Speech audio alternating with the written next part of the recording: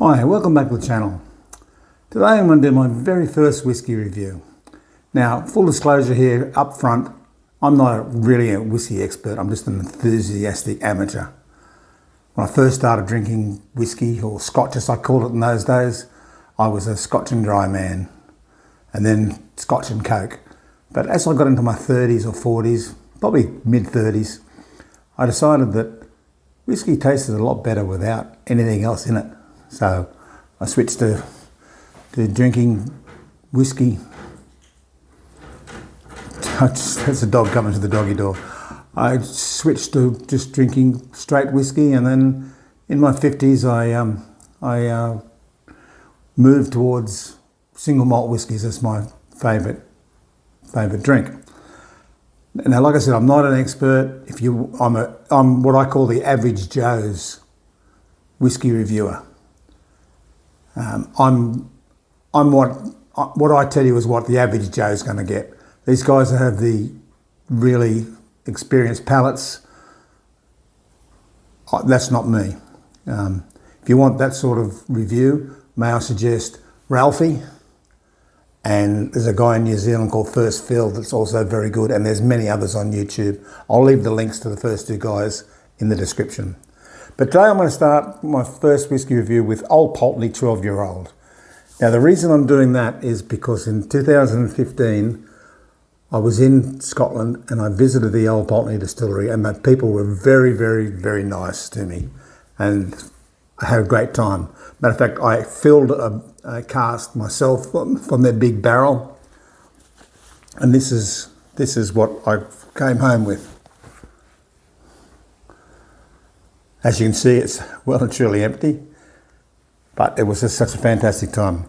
Now, when I first got this bottle, I only drank it on special occasions, like days that end in Y, and then I finally moved on to only drinking 3 days a week. Yesterday, today and tomorrow. Anyway, enough of that. Let's pour a drink.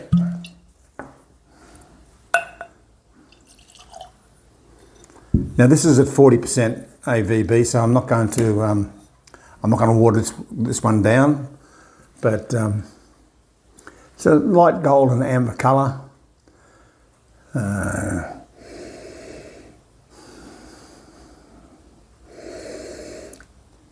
It's a very fresh sea air type. It's called the maritime malt.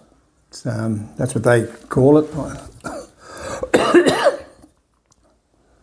Maritime malt, yeah. It's aged over American oak.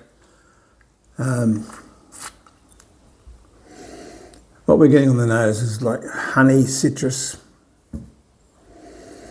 mainly grapefruit, I think, and a bit of vanilla, which is probably from the bourbon casks.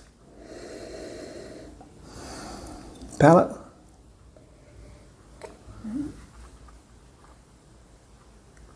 It's a medium-bodied, slightly briny sort of a tang, a bit of sea air tang there, creamy vanilla, and a bit of white pepper probably on the finish.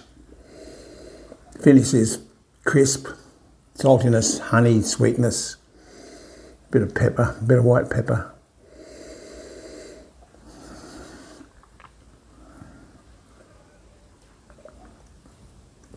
It's generally considered to be an affordable, high quality, no frills, everyday dram. Like I said, this is my first one because I just love the distillery and I love the people that worked there. They were so good. The distillery was established in 1826. It's located on the rugged north coast of Scotland. And it's one of my favourites, but part of that is quite possibly the experience and the memories. But it's still a very good single malt. Now, I always have a bottle of this somewhere in my bar because I never want to be without it.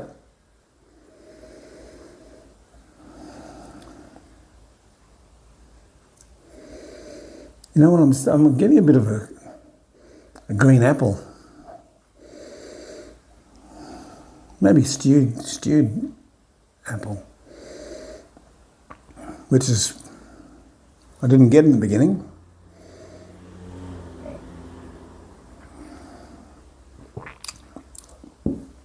But a great malt, a great single malt. One of my favourite drams. So I'll sign off for now, and I'll do some more whiskey reviews. I don't have a big collection at this stage, 4 or 5 bottles, but my best friend has a lot more, so maybe I can convince him to either join me in either review or loan me a bottle so I can review it. Anyway, cheers for now. Goodbye.